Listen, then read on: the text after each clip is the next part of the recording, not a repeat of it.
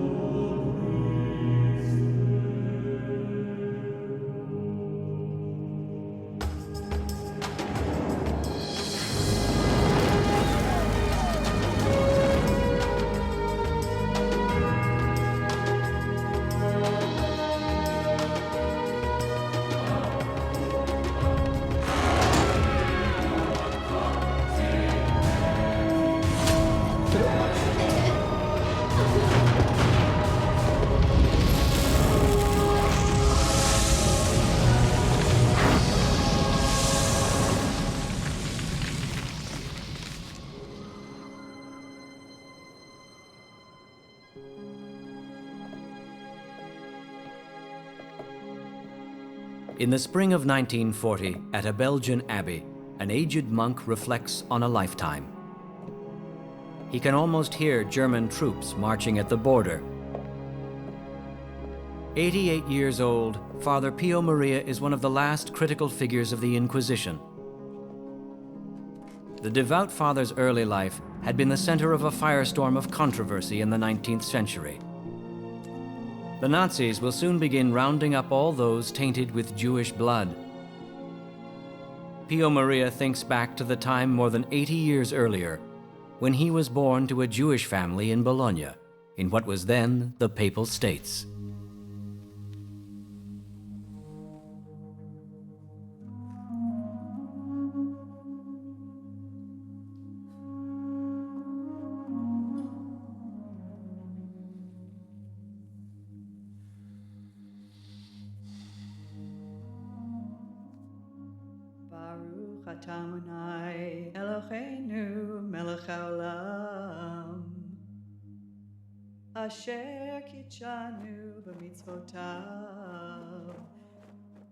Edgardo is the child of Mariana and Momolo Mortara, a middle-class family with an upholstery shop.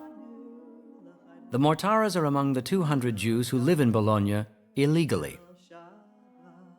It has been almost 300 years since the Jews of Bologna were banished from the city by the Catholic Church and ordered never to return. The Jews who inhabit Bologna live in fear of the Pope's deputy, the Inquisitor of Bologna.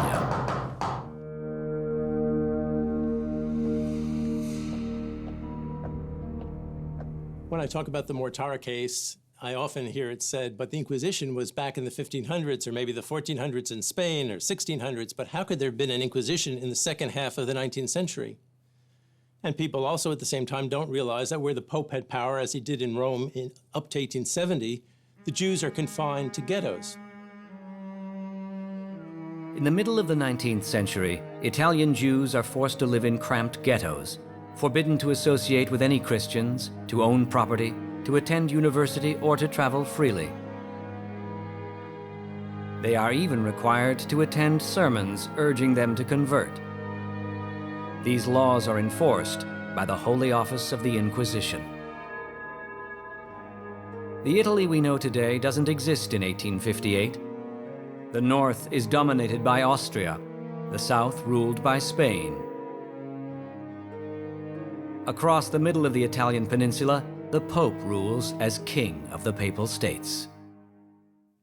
The existence of the Papal State was one reason why the popes opposed Italian nationalism. It raises for the first time the possibility of one unified Italy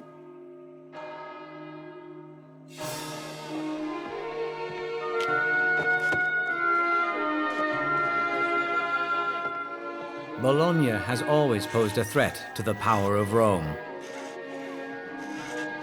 In 1858, Bologna is a hotbed of political dissent, where covert groups of revolutionaries aim to overthrow the Pope King and create a unified Italy.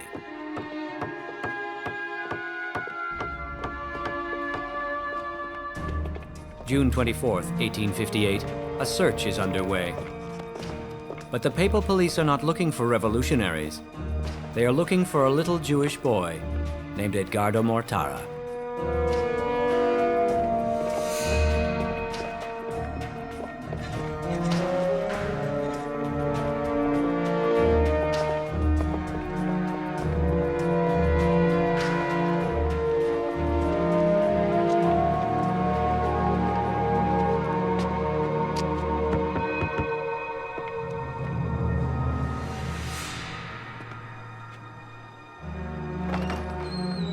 The actions of this evening represent a desperate last attempt at exerting the power of the Inquisition, an institution Napoleon and others had tried to abolish more than 6 decades previously.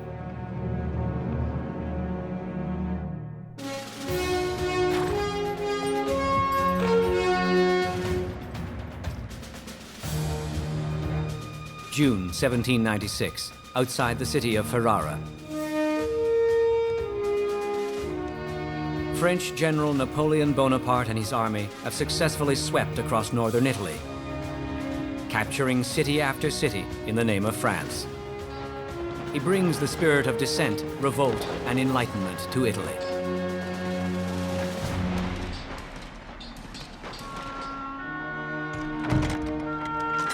When he learns of the restrictions on the Jews, Napoleon immediately issues an edict ordering the gates of the ghettos demolished. Old laws demanding Jews to identify themselves with yellow bonnets are abolished. The Jews are now free to live anywhere and to practice their religion openly. The Jews, now full citizens, revere Napoleon as a great liberator and create a special prayer in his honor. The Jews of the Papal States are no longer subject to persecution, for the time being. From Napoleon's perspective, the Inquisition represented all that was wrong with the ancien regime, with the old regime, the old political forces. The papacy was a product of the Middle Ages, Napoleon believed, and in particular, the Inquisition, which embodied the power of religion over the state, from his perspective, was something that no modern state, and certainly no state that he led, would tolerate.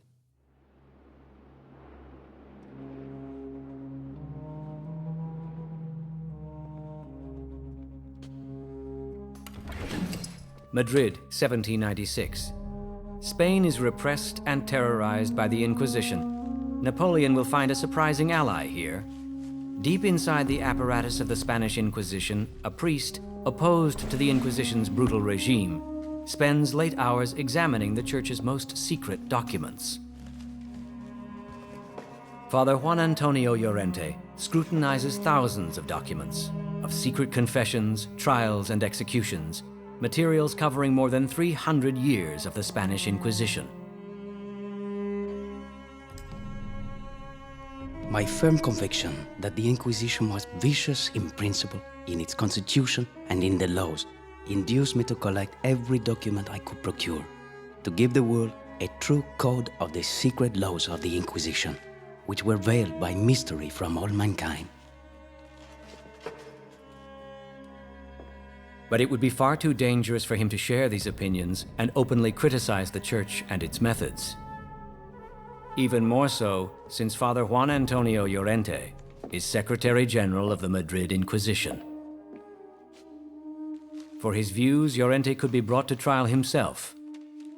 Instead, he bides his time, seeking the opportunity to reveal to the world the horrors locked in the archives. We are all, most of us, products now of hugely diverse pluralistic societies, and the notion that a particular religious belief would be essential for the functioning of the society seems to us quite foreign. It's extraordinarily difficult for us to grasp.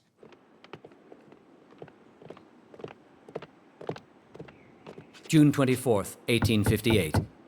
The papal police knock at the door of the Jewish family of Momolo and Mariana Mortara, in the central part of Bologna.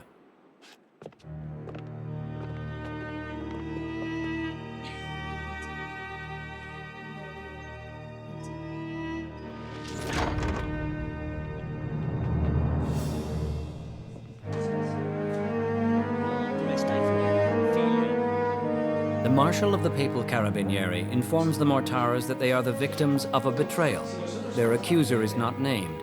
Producing a list of family members, he demands custody of their son, Edgardo. His orders are to take the boy.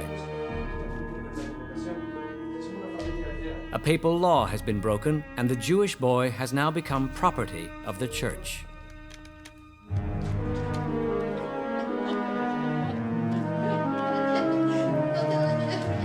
Powerless, his parents can do nothing more than watch.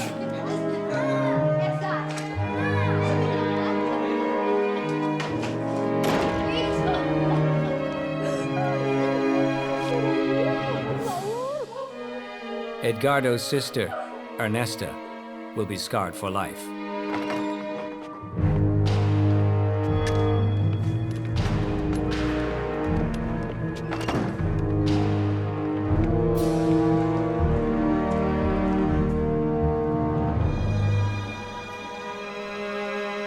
The abduction of Edgardo Mortara not only shatters a family, it will help trigger the collapse of church powers and bring more than 600 years of brutal inquisitions to a halt.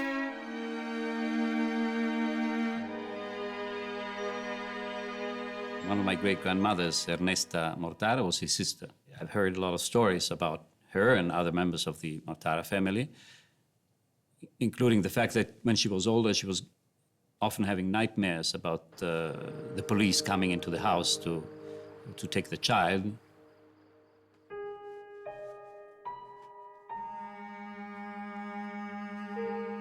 "24 hours have passed since young Edgardo Mortara was ripped from his parents' arms by the papal police. All they have left of Edgardo is the receipt signed by the Marshal. No one knows where the child was taken. No one can be sure if they will ever see Edgardo again.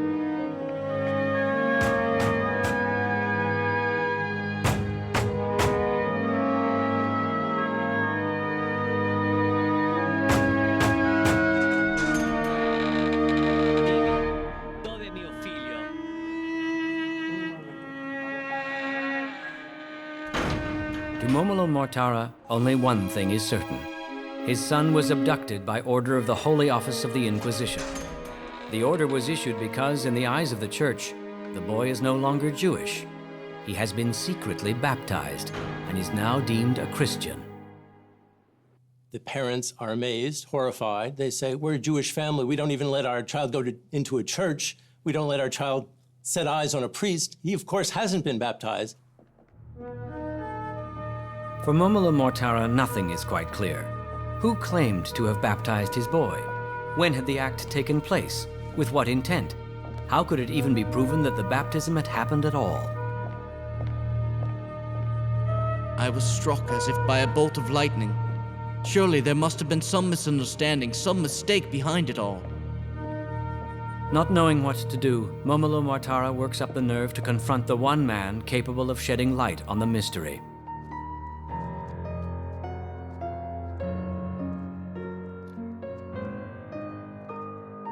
Father Pier Gaetano Felletti, the man responsible for ordering the abduction of Edgardo, charged by the Congregation of the Holy Office in Rome with combating heresy and defending the faith. Father Felletti is the chief inquisitor of Bologna. Every inquisitor in Bologna has lived and worked in these quarters since the first in 1273. And one day he hears a report that a child in the Jewish family of the Mortaras has been, in the past, sometimes secretly baptized, because it's the position of the Inquisition that any baptized Jewish child be seized from their Jewish family. He orders an investigation.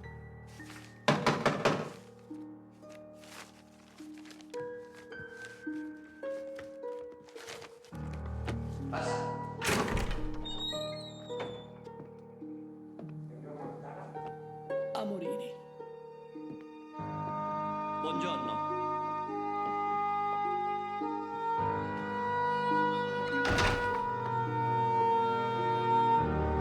Senti qua. Che fanno con mio figlio? Dimmi chi è tuo figlio. Edgardo Mortara. Sì, non posso fare niente per te. Father Folletti refuses to tell Momolo where the boy is being kept. For the Church, freeing Edgardo Mortara is simply not an option. More importantly for the Mortaras, the Inquisitor refuses to share the information in Edgardo's file. Evidence that might give Momolo a clue to locating his son. The files of the Inquisition are not accessible to this Jewish father, or anyone else. Ma io non posso fare niente. Dimmi chi è tuo figlio. The secret files of the Inquisition had been Napoleon's obsession 50 years earlier.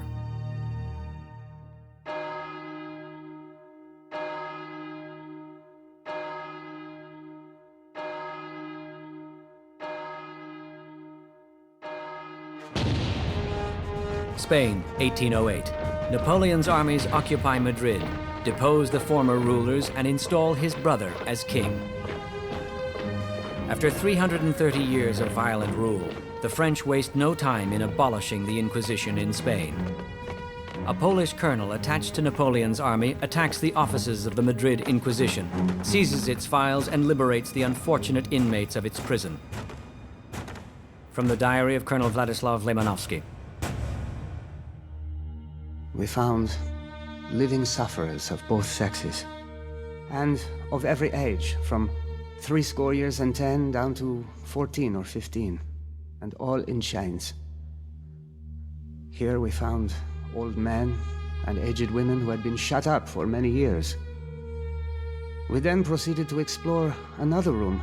Here we found the instruments of torture of every kind, which only the ingenuity of men or devils could invent. These images of the horrors of the Inquisition are the work of Francisco de Goya, considered one of the greatest artists in the history of Spain. The French occupation ends the Spanish Inquisition. Goya is now free to portray the terror of the Inquisition in this famous series of drawings. Fantasy, abandoned by reason, produces impossible monsters. The Inquisition is a brutal and absurd organization, which its efforts to quell civil disobedience has now created obstacles to a freer society. Goya is not the only one now free to express himself. With the backing of Napoleon Bonaparte, Juan Antonio Llorente digs deeper into the files of the Spanish Inquisition and publishes its horrors to the world.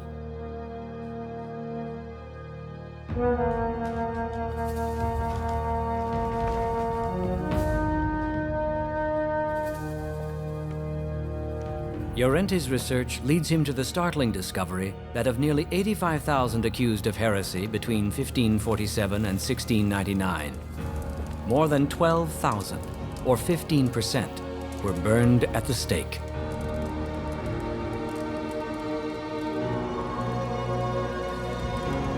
For the Church, already standing on shaky ground, these revelations are nothing short of devastating.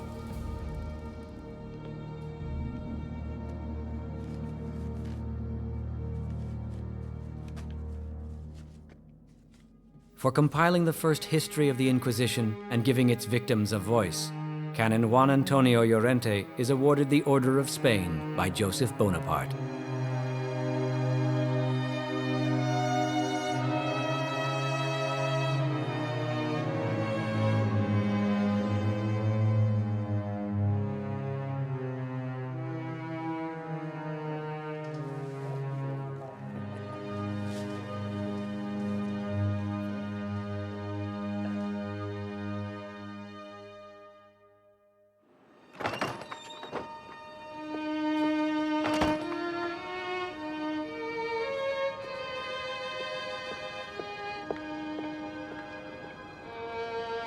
"50 years later, the Jewish father from Bologna sets out to expose the iniquities of the Inquisition. June 30th, 1858, 6 days after the abduction of his son Edgardo, Momolo Mortara makes a startling discovery of his own. A neighbor reveals that a carriage was spotted carrying Edgardo and his captors.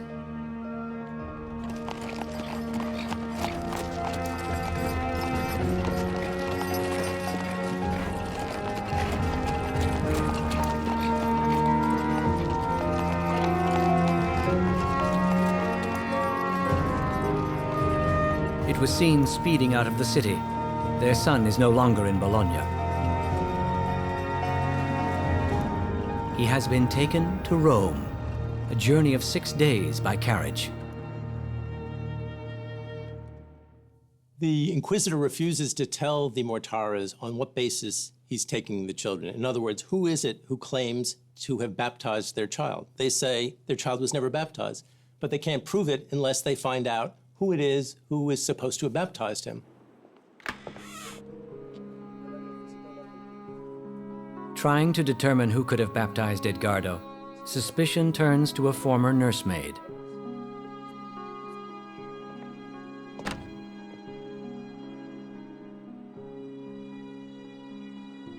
Dimmi, che ha fatto con mio figlio? Nada, señor. No le hice nada. Anna Morrissey, an illiterate Catholic woman who 7 years earlier had been employed as a servant by the Mortaras. Non c'hai paura, non ti voglio fare niente, solo un poco di informazione. Anna Morrissey recounts that she indeed had baptized young Edgardo because he had been sick and she had feared that the boy might die. As a good Christian, she had tried to save his soul. She came up with a bit of water and baptized him by sprinkling, pronouncing the sacramental formula.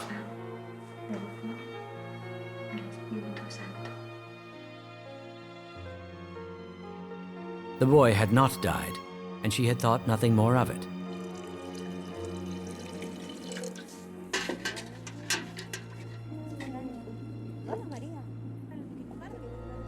Years later, she told another servant about the incident, and soon the rumor of the secret baptism reached the Inquisitor.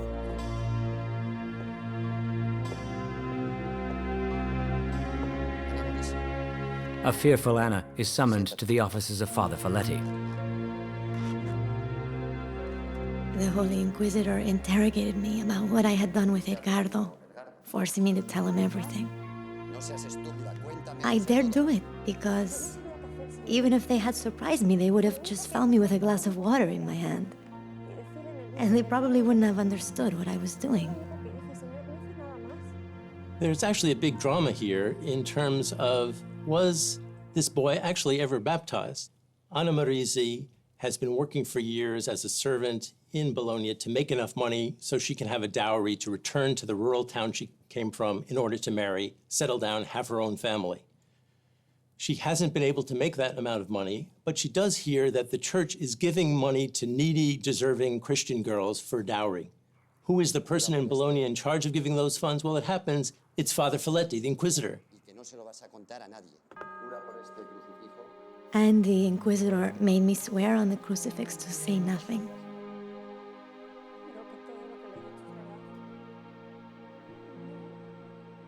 He told me that I acted excellently in baptizing the boy, because that way if he died, he'd go to heaven.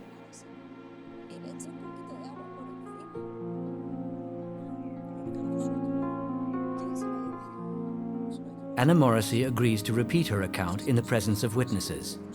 But while Momolo is gone to find a notary, Anna slips away and leaves town.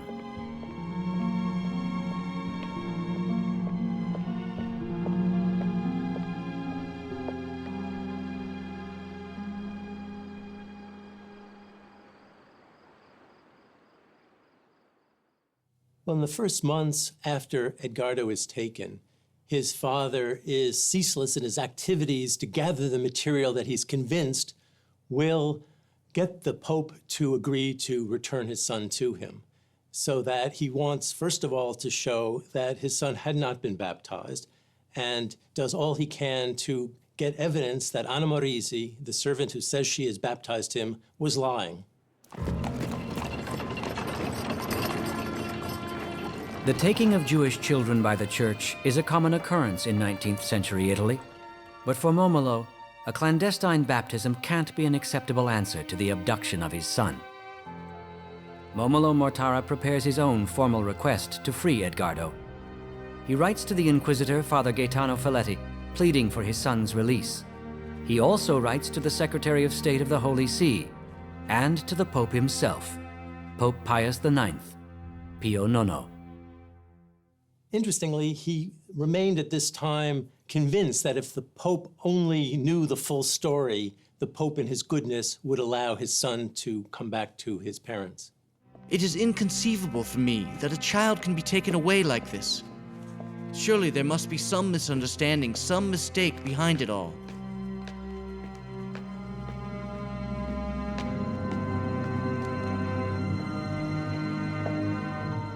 In response to his desperate plea, the Pope grants Momolo a rare privilege: permission to visit his son in Rome, at the House of Catechumens, a secret church institution, where young Jewish girls and boys are regularly cleansed of their names, their identities, and their religion.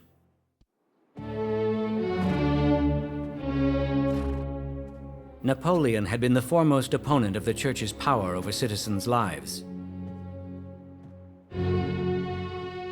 In 1809, he abolished all political powers of the papacy and crowned himself emperor. Then he ordered the entire Vatican archive sent to Paris and directed his archivists to search for evidence damning the church.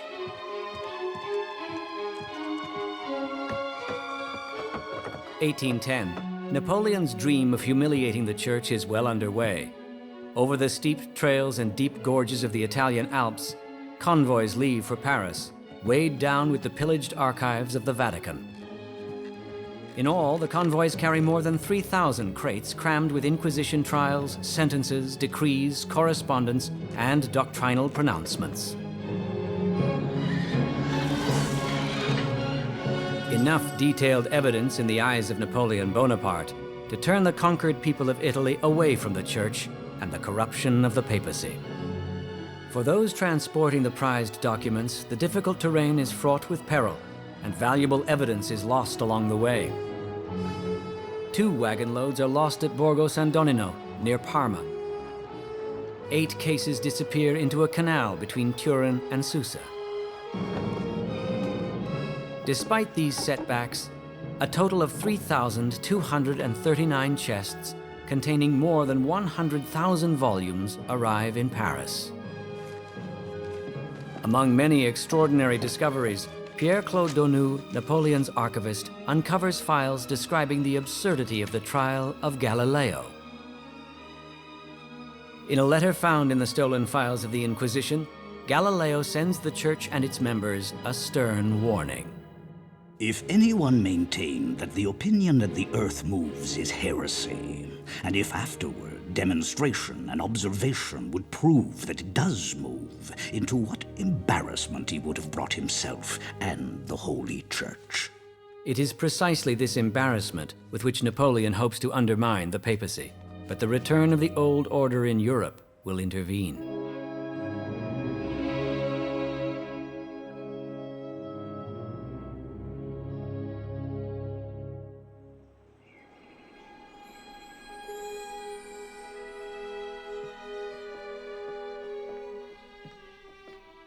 Since Jews are not allowed to fix their eyes on the House of Catechumens, much less knock on its door and expect to be admitted, Momolo's visit must have had an unimaginable impact. Still, the father's attitude is righteous. I am in the firm belief that justice will be done to me. Trusting that I have been heard, I raise my prayers to the highest authority that my hopes are not in vain.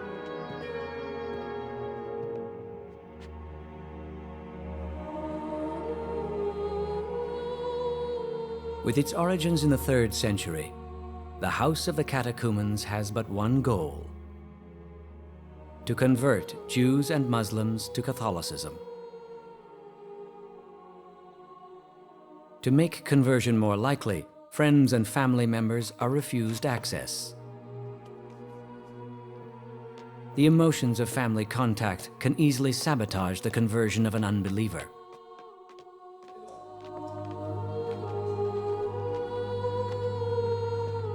What happens at this encounter is a matter of dispute. According to the Mortaras, young Edgardo pleads to return to his family. But both father and son are intimidated by the intensity of their surroundings and the religious officials who hold all the power.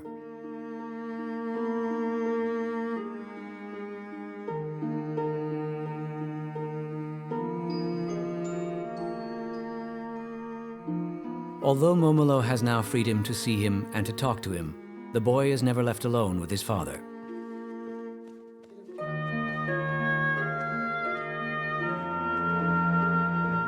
But many decades later, Edgardo has a different recollection. Needless to say, they tried every means to get me back. Caresses, tears, pleas, and promises. Despite all this, I never showed the slightest desire to return to my family, a fact which I do not understand myself, except by looking at the power of supernatural grace. Throughout the meetings, officials of the catechumens offer Momolo a simple solution to his problem. Convert, and you will again be able to be with your son. Under the Inquisition and in the Papal States, where the Inquisition was being fully enforced, you couldn't agree to be baptized and then become Jews again. It was not an option just to go through the ritual, which to them might have been an empty ritual of baptism, and then continue to be Jews. Then the full force of the Inquisition would have come down on their heads. Momolo's encounter with his son in the house of the catechumens is used for propaganda by Catholic newspapers. As they reported it, on Edgardo's journey to Rome, a miraculous conversion occurred.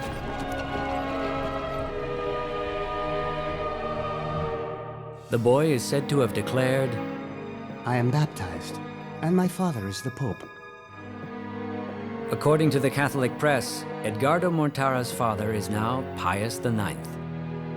Many years later, Edgardo testifies about the Pope. He always showed me the most fatherly demonstration of affection, wise and very useful lessons. And blessing me tenderly, he often told me that I had caused him much pain and tears.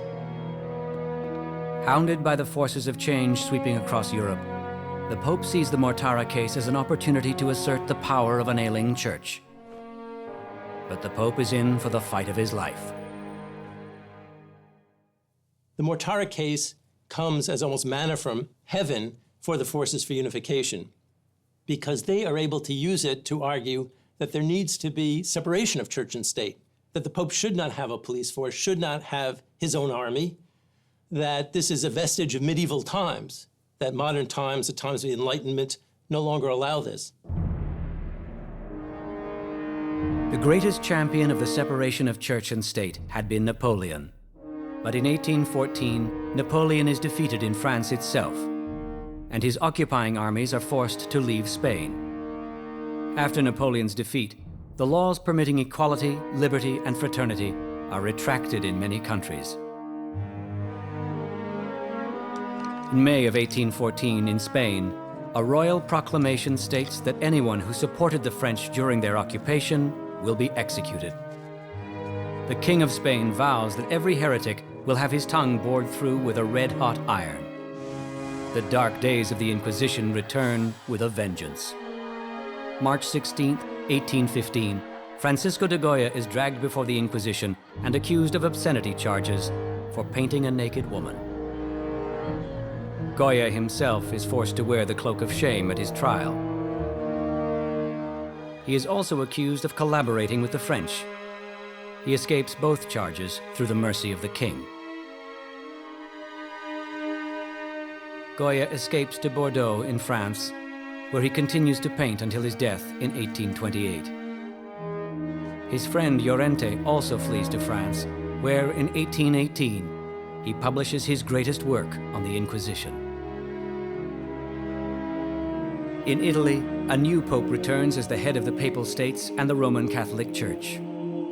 He orders that the archives stolen by Napoleon be returned to Rome. But the French are unwilling to pay for more than 1/4 of the transportation costs. To reduce delivery costs, some Inquisition files deemed unimportant are left behind in Paris and sold to cardboard makers and fishmongers. In all, nearly 2/3 of the materials originally stolen by Napoleon are deemed expendable and are sold. Some even fall into the hands of French bankers, who blackmail the church into buying them back at exorbitant prices. Worse, for the Jews of Italy, they are herded back into the ghettos and again forced to wear the yellow bonnet. In the Papal States, the Inquisition will endure for another 4 decades.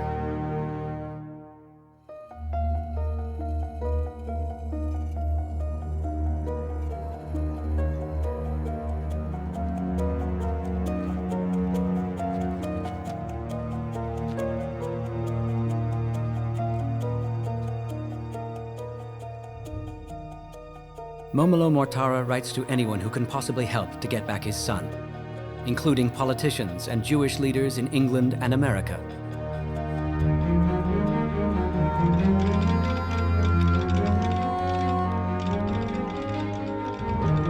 Through the new electronic media, the campaign draws the attention of newspapers in the world's democracies. In the month of December 1858 alone, the New York Times publishes more than 20 articles on the case. Momolo was quite an admirable person, a person with a lot of personal courage. He was able to transform a private case of suffering into a public problem, really.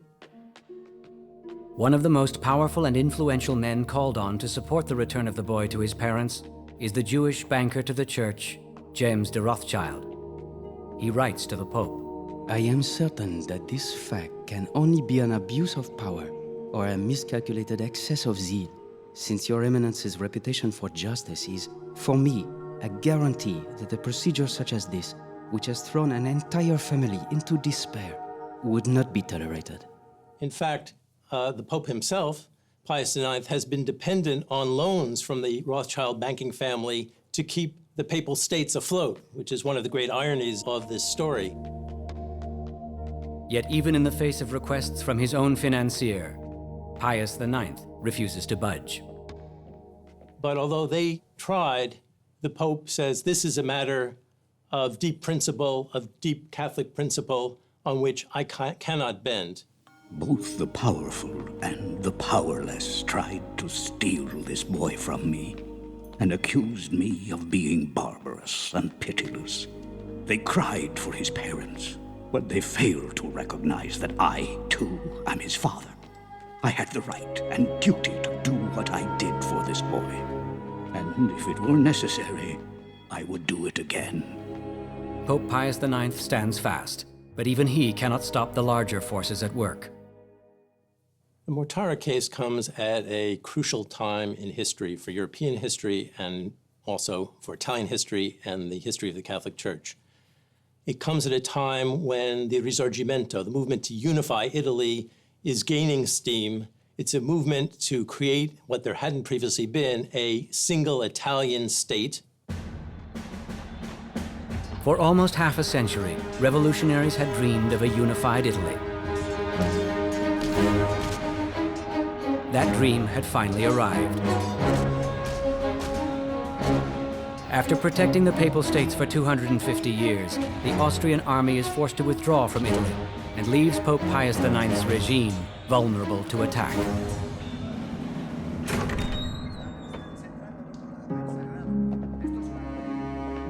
Father Folletti, the inquisitor responsible for the kidnapping of Edgardo Mortara, is arrested in the middle of the night by the former papal police, who now work for the new civilian government.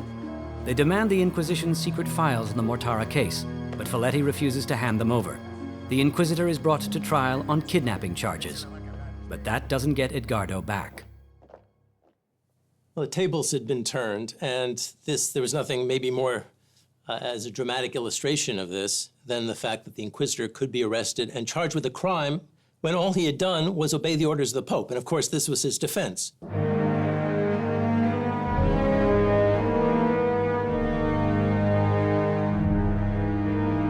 In 1861, all that is left of the Pope's temporal kingdom is Rome and the area immediately around it. Throughout the peninsula, a new secular kingdom of Italy has been proclaimed.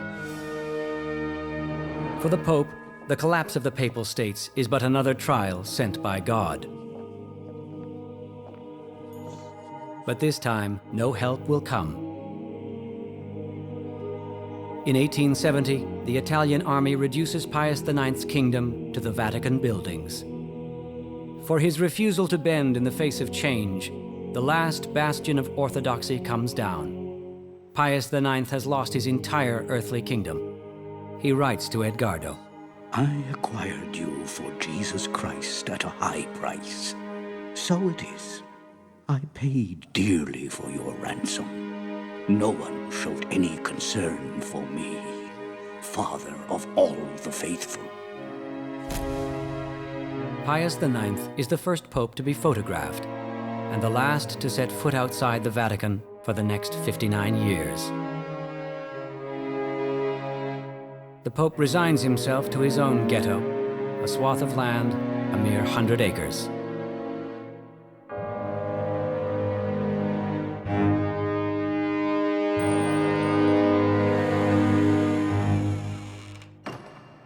September 20th, 1870 is a historic date in Italian history. It is the day when the Italian army would break through the walls of Rome, the last part of Italy ruled by the Pope.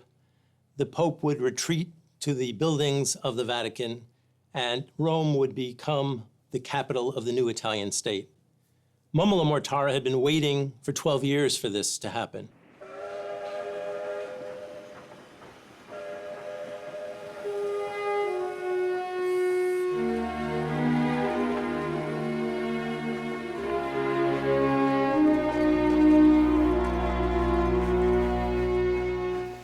With the end of papal rule and the Inquisition, Momola Mortara is now free to bring his son home.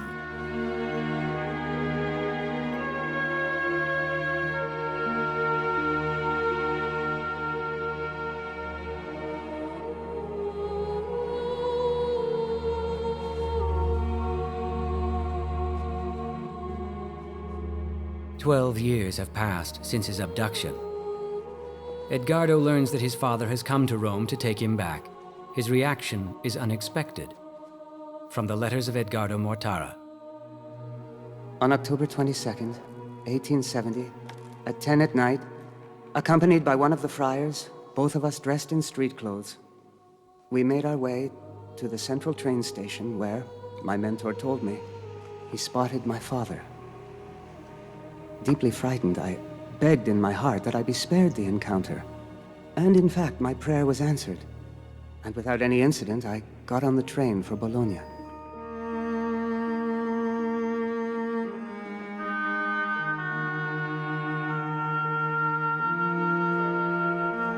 In the battle for the soul of Edgardo Mortara, the Church emerges victorious. After 12 years of fighting for his son, Momola Mortara is forced to return to his family empty-handed. Never would he hold Edgardo again.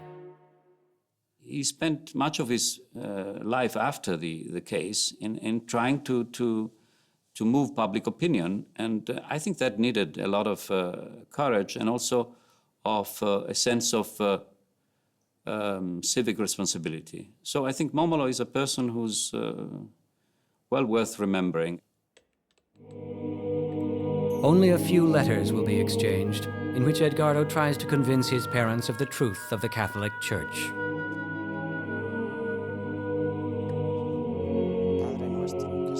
At the age of 21, Pio Edgardo Mortara is ordained a priest and dedicates his life to spreading the faith. He will spend his last years in quiet contemplation and prayer in a Belgian abbey.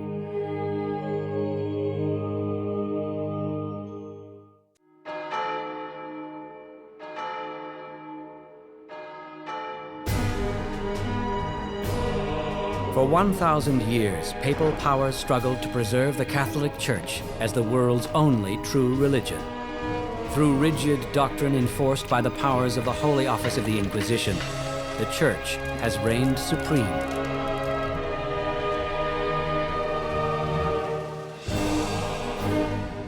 Now that reign has come to an end, its powers rendered impotent by the forces of a changing world.